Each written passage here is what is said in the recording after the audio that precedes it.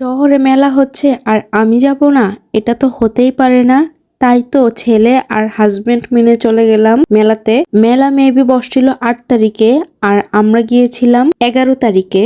So এটা 11 তারিখের video. চট জলদি আমি আর আমার ছেলে রেডি হয়ে গিয়েছি আর তোমাদের ভাইও রেডি হয়ে গিয়েছে। তারপর চুট করে অটো নিয়ে আমরা চলে গেলাম কুমিল্লা কান্দিরপাড় টাউন হল মাঠে। গিয়ে দেখলাম যে অনেক জ্যাম জট, মানুষের ভিড় আর গাড়ি ঘোড়ারও ভিড়। এত মানুষ, আল্লাহ।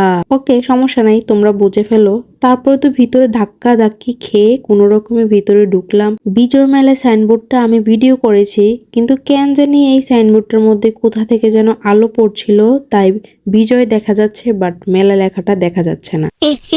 সরেন এই জায়গা দেন, আমি একটু যাবো। এই একটু সাইড দেন আপু, একটু সাইড দেন, আমাকে একটু ঢুকতে জায়গা দেন। এই কোন রকম একটু ঢুকতে পারলাম। দেখি এবার মেলাতে কি আছে। যেমন পুরুষের ঠেলাঠেলি তেমন মেয়েদেরও ঠেলাঠেলি। এত মানুষ, আল্লাহ। একটা কোনো কিছু বসতে পারে না কুমিল্লা শহরে, মানুষের ঢল নেমে যায়। আচ্ছা, তার মধ্যে তো আমরাও আছি। আমরা যেমন দেখতে গিয়েছি তেমন তারও দেখতে গিয়েছে মেলা। ক্যামেরাটা ঘুরিয়ে একবার আপনাদেরকেও দেখাচ্ছি মানুষ কি পরিমাণে হয়েছে। অল্প একটু জায়গায়, অল্প না বেশ বড় জায়গা নিয়ে বসেছে আমার কাছে মনে হয়েছে। দেখুন, মানুষের জন্য পাড়া দেওয়া যাচ্ছে না, তাও আবার ছোট্ট বাচ্চাকে নিয়ে গেছি, আরো পড়েছি বিপদে। তারপর এরকম ধাক্কাধাক্কি খেতে খেতে সবগুলো দোকানপাটে ঘুরছি আর দেখছি। ভিতরে যাচ্ছি না, আমি বাহির থেকে মোটামুটি দেখছি যে কি কি দোকানপাট বসেছে। আর মেলাতে এমন একটা দোকান থাকবে না, এটা তো হতেই পারে না। একটা কিনলে আরো 10টা ফ্রি, এমন দোকান সব মেলাতেই বসে। আরেকটা দোকানে সব কাচের জিনিস নিয়ে বসেছে।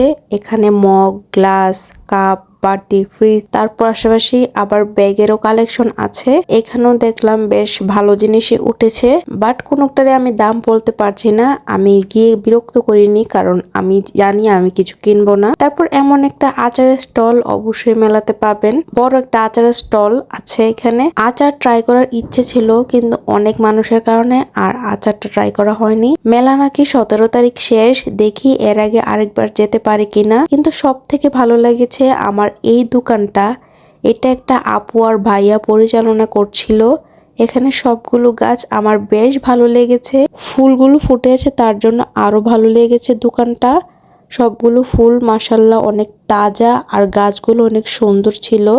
যেগুলো পাতা টাইপের গাছ, যে শুধু পাতা, ওই গাছগুলো খুব সুন্দর ছিল। আমার ইচ্ছে ছিল গাছ নেওয়ার, কিন্তু গাছ নিয়ে যে মাটিতে রাখা লাগে আর মাটিতে যে পোকা হয়, ওই পোকাগুলো আমার খুব ভয় লাগে। এই কারণে আমি আর গাছ লাগানো হয় না আমার। কিন্তু এমনিতে আমি গাছ খুব পছন্দ করি, কিন্তু গাছ লাগানোটা আমার খুব লাগে, মানে পোকার কারণে। কিন্তু যেই গাছগুলো পানিতে হয় সেগুলো আবার আমার খুব পছন্দ, কারণ পানি বদলাতে আর পরিষ্কার করতে এটা কোনো সমস্যা না। তারপর আরেকটা স্টল ছিল, সেখানে কিছু মাটির জিনিস, তারপর পুতুল, তারপর আরো অনেক কিছু ছিল। মোটামুটি সবগুলো জিনিসই ভালো ছিল, যাদের প্রয়োজন তারা নিতে পারে। এই দোকানটায় আবার অনেকগুলো চুড়ি ছিল, অনেক সুন্দর কালেকশন। আসলে আমি বেবি নিয়ে গিয়েছি, তার মধ্যে এত মানুষের ভিড়। ওই দিন আবার আমার শরীরটা খুব ভালো ছিল না, মাথাটা কেন জানি ঘোরাচ্ছিল, তাই এত ঝামেলা করি নাই। আমি একটা দোকানও ঘুরি নাই, মানে ঢুকে কিছু দেখি নাই বা ধরি নাই। আমি বাহির থেকে জাস্ট একটু একটু ভিডিও করেছি, কোনোটার প্রাইসও জিজ্ঞাসা করা হয় নাই। বাট এই দোকানটার মধ্যে আমি এই মগগুলো দেখে ঢোকার চেষ্টা করছিলাম। একটা আপুকে বলছিলাম, আপু একটু সাইড দিবেন। উনি বলছিল আমরা দেখছি তো। তারপর আর ঝামেলা করি নাই, যেহেতু আমার শরীরটা ভালো না। তারপর আর চলে আসলাম, আর ঢুকলামও না, আর জিজ্ঞাসা করলাম না। তারপর একটু সামনে এগোতে দেখলাম একটা আপু পিঠা বানাচ্ছে, পাটিসাপটা। জামাইকে বললাম খাবে, সে বলল খাবে না, তাই আমিও আর খেলাম না। একটা ভাইয়া পিঠা বানানোর নকশা করা কিছু প্লাস্টিকের জিনিস বিক্রি করছে। এখানে একটু দাঁড়িয়ে দেখলাম যে কিভাবে বানায়, তো দেখলামই, আর কিছু কিনলামও না, আর পিঠাও বানালাম না।